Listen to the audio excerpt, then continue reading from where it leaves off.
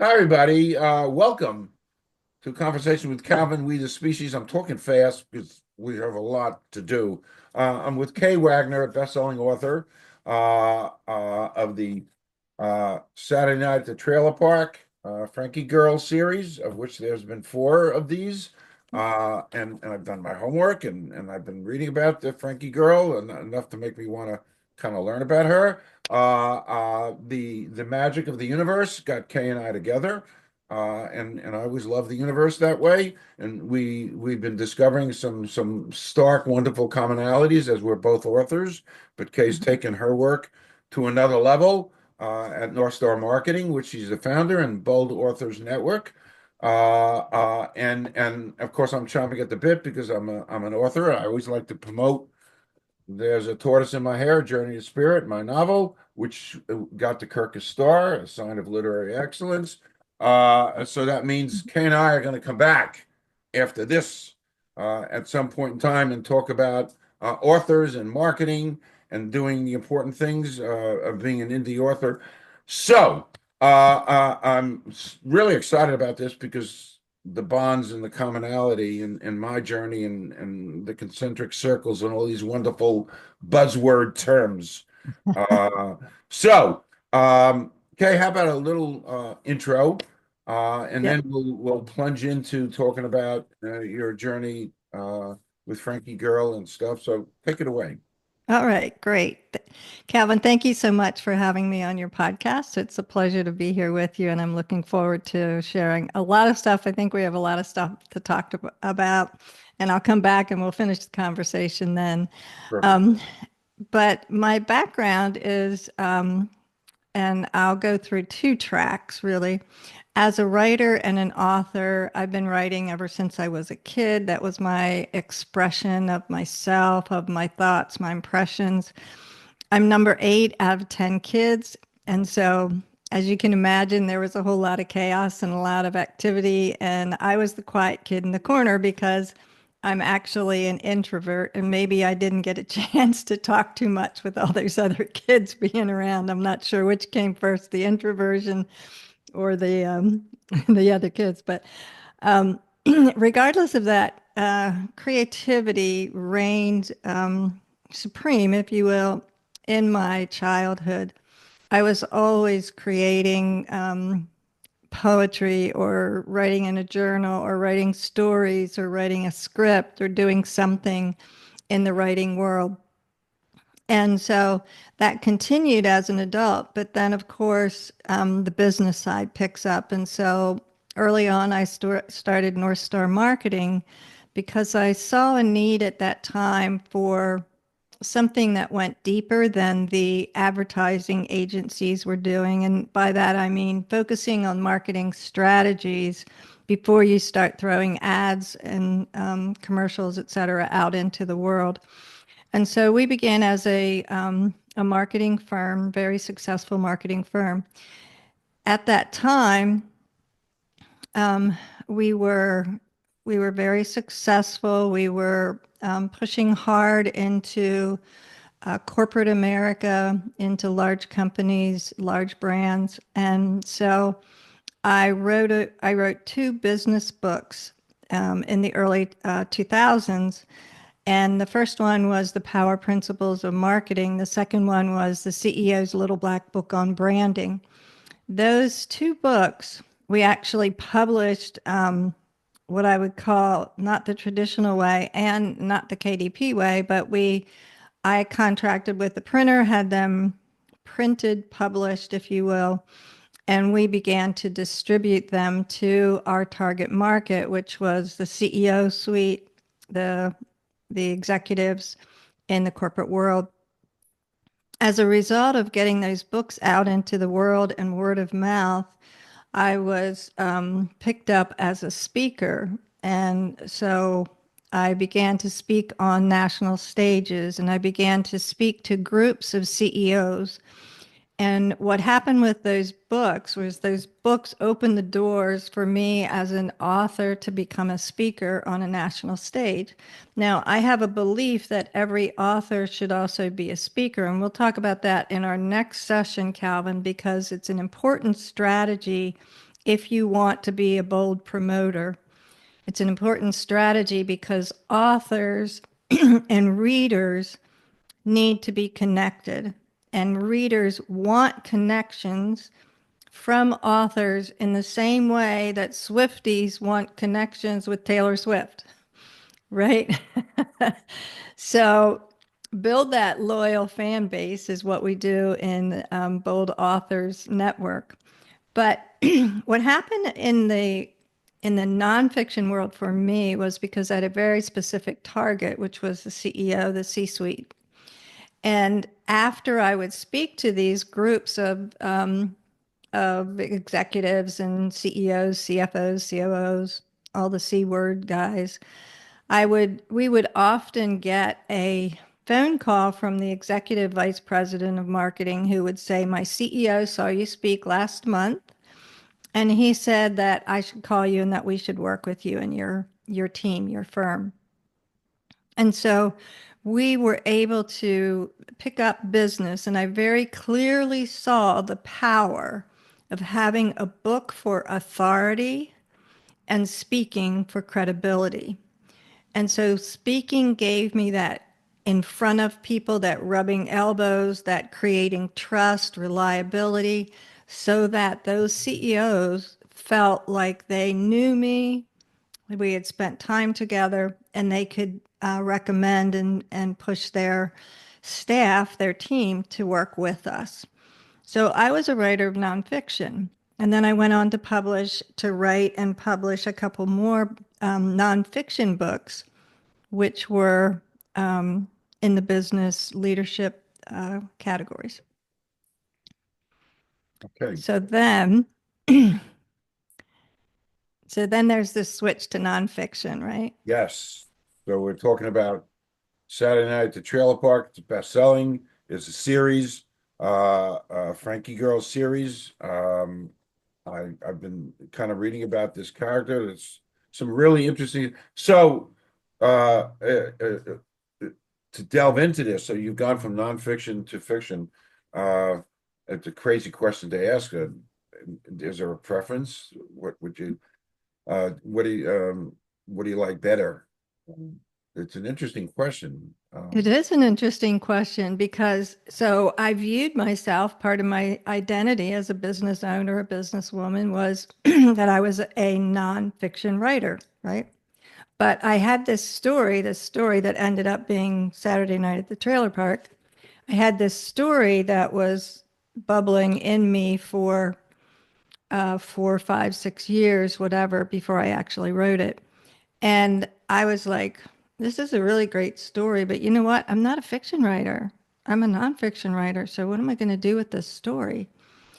And then at one point, a couple of years ago, 2 years ago, actually, I was like, if you're going to write this story, now is the time to write it. You need to write it now. I got that very strong message that now was the time to write this story. And so I said, okay, when you write nonfiction, you're not writing dialogue, you're not world building, you're not doing plot twists and the hero's journey and all of those methodologies and conventions that we do in fiction.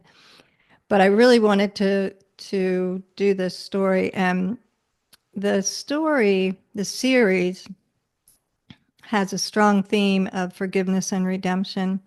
And I made a commitment that I would get that message out. And I would get that message out through this series, through Frankie Girl, through Saturday Night at the Trailer Park. When I started Saturday Night at the Trailer Park, the first book, it was going to be one book.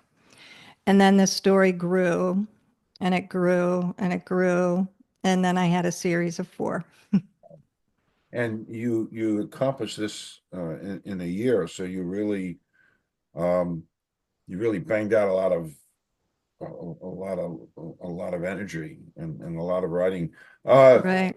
as a writer, I'm always curious because I don't really interact with a lot of writers, except the fact I've interviewed 50 of them, give or take.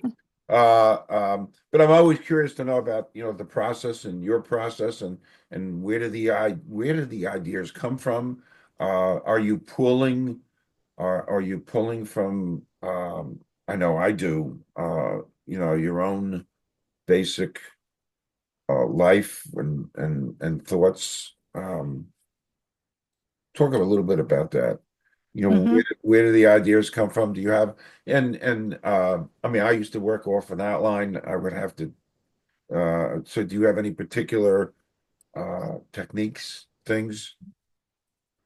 So, in the writing world for fiction, there are two polarities, if you will. One is called outlining, which is a plotter. You plot your everything before you start writing. And the other one, people use the term pantser, which I'm not particularly fond of. And so I am not a plotter. I'm not a pantser. I'm what I call a discovery writer. And so when I began this story for Saturday Night at the Trailer Park and Frankie Girl, I knew where we started. I knew what the highlights were, and I knew what the ultimate ending was. But I didn't know everything that was going to happen in between. I didn't know the characters who were going to, all the characters who were going to be there. And my writing regimen or practice is that when I start to write a book, and I will write down prior to sitting down to write, I will write down some of the bits that are going to happen, right? But when I start down to write, and I typically write in 2 to 3 hour segments, so I block writing. And my commitment is when I start to write a book that I will write a book every day, that I will write every day, and that I will sit and write. That is the commitment. Sit and write. Do not wait for me. Do not wait for the spirit to move you or the creative muse to show up. Write into it. Begin writing. And so with Saturday Night at the Trailer Park, I wrote from 10 to midnight for 90 days, every day for Wow. 90 days. Wow. And the commitment was you sit down, you write. Some days maybe I didn't write more than 500 words, but every day I wrote. And so that is the commitment, and that is the only way that could manage to get out 4 books in 1 year was to have that kind of discipline and that kind of a writing schedule. Sit down and write, sit down and write. And so I wrote the first book from 10 to midnight, and I thought that would happen for the second book. It didn't work out that way for the second book, so I got up early and then I would write from like 7 to 9 or 7 to 10 in the morning. And now the way that I write is I will pick 2 hour increments in a day, and I might write 2 hours in the morning, 2 hours early afternoon, and 2 hours in the evening. If I am looking to really push hard on my word count. Uh, which I find it so fascinating only because all I did was write, but you've got so much on your plate. So how do you balance publishing and marketing and bold authors? I mean, how do you? I mean, that must be so difficult to to balance all those different aspects, which you do. Um, I think, yeah, so I can't say it's perfect, and I can't say that sometimes things fall through the cracks, but it's really about the priorities. And so there's a cadence to the writing, to writing, being an author, publishing, promoting. And so if you are writing to write four books in a year, you've got a quarter per book, right? And so Amazon is really fabulous in that Amazon will work for you and help you do some of your marketing. If you are in pre-order status and then in new release status, if you have a book, always have a book in one or the other, Amazon will work for you. And so when I published the first book, so it's new author, new book, and I'm pushing hard and getting as many people to put in reviews because Amazon watches how many reviews you have. And for your listeners, Calvin, it's really Amazon likes numbers. So they like to see the numbers of reviews. Reviews do not have to be like long testimonials. It's more important to have more reviews than like long, in-depth reviews. Just saying to the readers in the audience, quantity counts in this case. But I was pushing really hard as a promoter, and then I moved back into writing, which was book two, and then into promoting, and so having a book in pre-order and then new release, Amazon will start to show that book, and that will help to drive your pre-order sales. It will help to drive your sales when you are just released. However, what happens is you go through 60 days of being promoted by Amazon's algorithm as a new release. And then if you're not careful, you're going to fall off the Amazon cliff. So what we do in Bold Authors Network is help people to prepare for that so that you're always a bold promoter. And that's really the mantra, the philosophy that we live by, which is to always be promoting. There's never a day when you shouldn't be promoting in some way. And so we've put together some programs. One is the Author's 4-Hour Work Week. We have a boot camp. We have an advanced strategy program that's called Beyond the Book. All of these to help authors go through a mindset change that, oh, I'm afraid to talk about my book. I don't want to talk, Did you know, Calvin, that in fiction, I think it's like 75 to 80% of all fiction writers are introverts. Wow. Wow. So think about that Wow. So they don't want to do anything with their book. not that they don't want to, it's just that they have resistance to it because of their introversion. So part of what we do is we really work on mindset shift, which is changing your mindset from being the quiet kid in the corner to being a bold promoter. Some would say a shameless promoter. I don't particularly like that term, but I mean, every day, there should be a conversation, something that you're doing to promote your book. And there are many, many strategies and there are many, many tactics that can be used by authors. And that's what we do in the Bold Authors Network. But back to the story. We'll talk about bold authors in our next, Yes, we in will. We sure. part two, in part two. But I do want to give everybody a link where they can join us for a promo hour. We do a free weekly promo hour, and it's really just boldauthors.network.com. Okay. But that's we welcome people who are writing to publish, authors already published. Anyone who's in the bookish world is welcome to come, and That's great. we teach some strategies. We hang out and collaborate and That's do different great. things like that. Wow. But back to your question about the inspiration for the story and where the ideas come from. There's a character in Saturday Night at the Trailer Park who becomes a mentor for Frankie Girl. And Frankie Girl is the second child in the Taylor family. The Taylor family lives in the trailer park, and they are a scrappy family. They try and make ends meet every week. And Frankie is in a situation where she has to protect her older sister, her younger brother.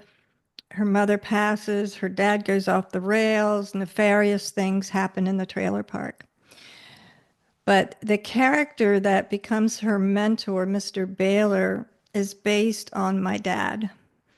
And so the story, the origin, the very origin of the story is that when I was about 10 or 11 years old, my dad convinced his church to buy a school bus.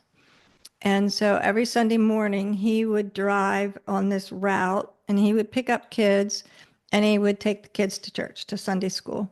And I would ride with him, and some of my siblings would as well. And so one of the places where we stopped to pick up kids was at the trailer park. And so I knew a family that lived at the trailer park. And although this is fiction, and I don't know actually what happened at the trailer park, but my creative mind began to imagine what could have happened at the trailer park.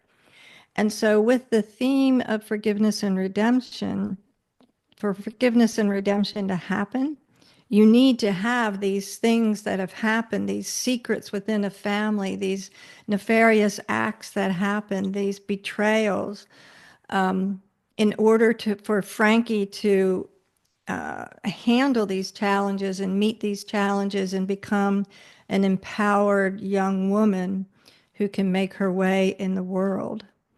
And Frankie Girl is ferocious. She is resilient.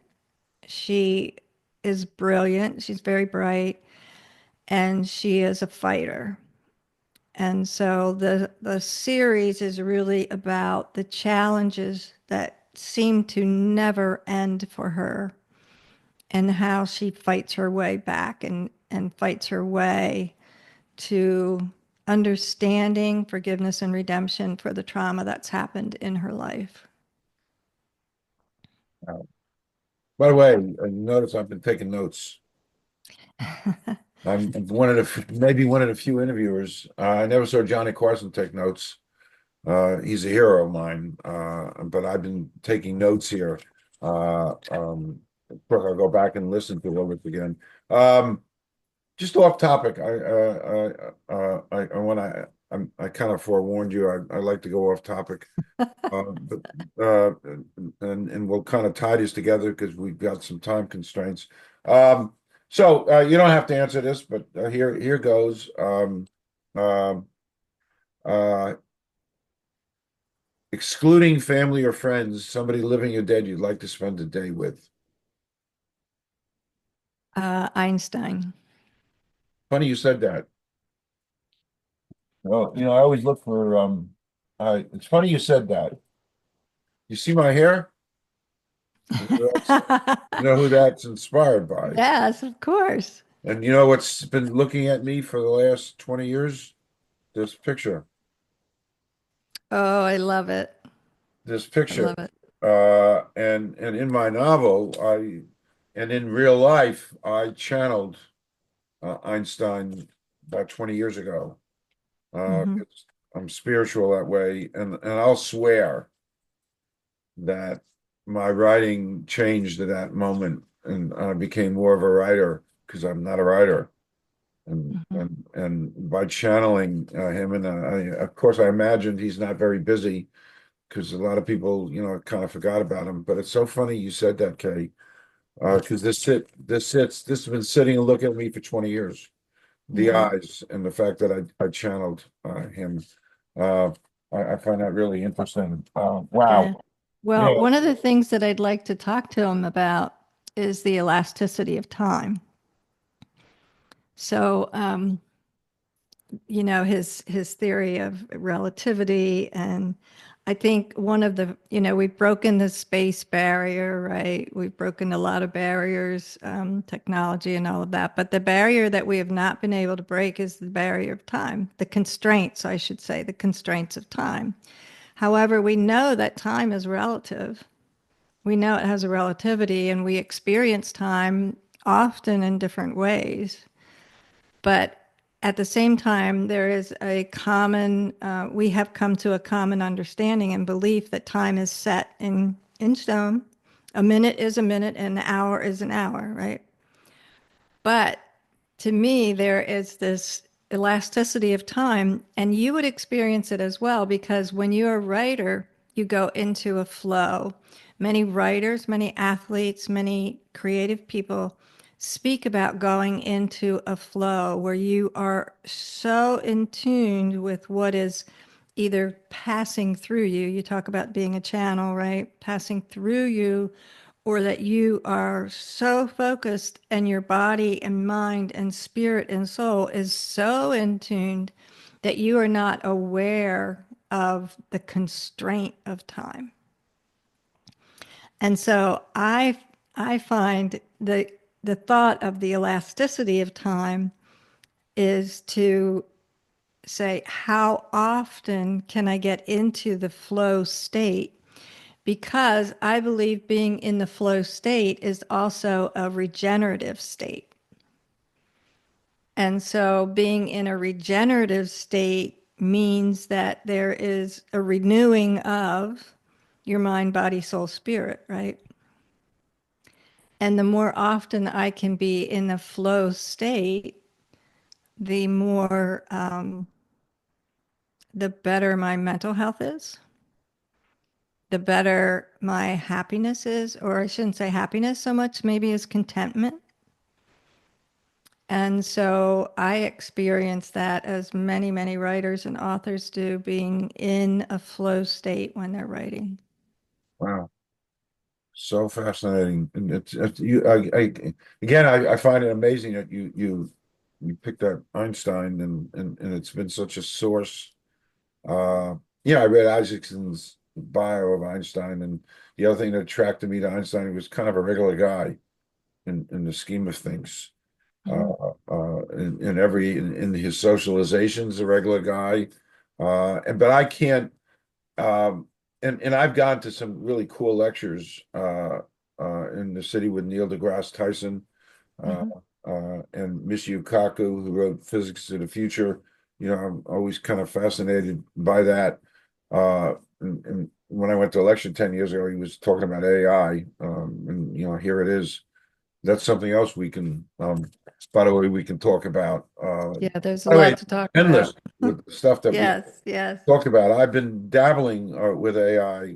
Uh, but anyway, in my Einstein days, and it's been 20 years, I'm just fascinated by how his mind conceived of what he conceived of before Google. Right. You know, there was no help. So how can a mind conceive of that if there's nothing out there to even so it's yeah that God, we could talk about that for So we um had a little moment of serendipity there. yeah, which I think is great. And you know, we could just go on and on, and I think this is just about a perfect place to kind of Just wind stop. down. Yeah. Uh um and we'll pick up a little bit more uh with Frankie Girl Okay. and Bold Authors Network and the thing Right. I'm doing, because I'm absolutely intrigued because I live it every day. I live Right. basically alone in my world, and the stuff I've learned and the things that I experiment with. And yes, I agree with you. And I was so glad to hear you say it. It's an Right. every day to search the universe and explore and throw things out there. It's a hard, cold world out there. And you know, and the expectations you have about this or that never come true. And of course, Oh, well, I don't know. for me, I uh, don't and know. you know, and of course, I write about it's a little bit of a theme. You know, if you don't expect anything, you never get disappointed. Yeah, I know, Calvin. We're going to have to talk about that. We're going to have to talk about that. So, yeah, we will. So I'm going to stop recording. 'Cause I'm that's telling a pretty everybody. that's a pretty low standard. Yeah, I know. Well, it's because I live it. You know, Okay. I All do. right. Well, we're going to talk about We're that. going But to let me talk about put that. in one final plug for Bold Authors Network, and then we got to go. But Yeah. so just to reiterate, boldauthorsnetwork.com. And when you go there, you can sign up, you can register for Bold Authors Network, which then gets you notification of our weekly promo hour. It's a free hour where we do some teaching, we do a lot of Great. interaction, we have a lot of ideas. You will learn the 3 V's of bold promotion, plus the fourth bonus V, And you will come away with eventually making the transformation. You're going to hit that aha moment when you realize that bold promotion is a blast. It is so much fun. And it is not that hard grind, hustle and grind that we always think that promoting is. And once you go through that mindset change, it's like, oh, okay, this is great fun. Okay, perfect. To be continued. You're To gonna be come back. continued. This is great. Calvin, this has been Yeah, so much fun. I love true. This has been our great. synergy. Yeah. It's the great synergy, the revelation, Yes. bringing in, Great questions too. yep. So, just stay for 1 second. I'm just going to stop recording. You're going to be back real soon. I'm just